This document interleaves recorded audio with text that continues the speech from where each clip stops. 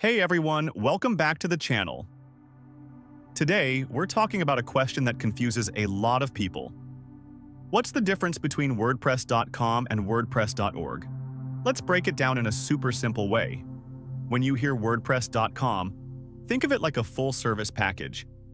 You sign up and they handle everything for you: hosting, security, updates, and even the domain name. It's great if you want a quick, easy way to launch a website without worrying about the tech stuff. WordPress.com even offers a free version, but if you want more features, you'll need to upgrade to a paid plan like Personal, Premium, Business, or e-commerce.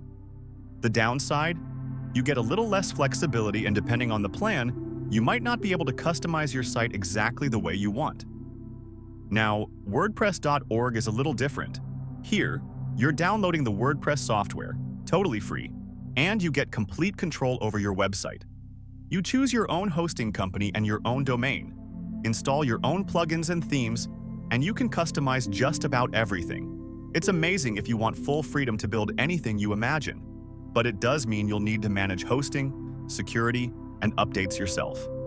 So, in short, if you want freedom and flexibility, go with WordPress.org. If you want a simpler, all-in-one solution and don't mind some limits, WordPress.com might be your best choice. Either way, WordPress is a powerful tool that can help you build an amazing website. It all depends on what you need. If you found this video helpful, make sure to like, subscribe, and hit the bell icon so you don't miss any of our future tips and tutorials. Thanks so much for watching, and I'll see you in the next video.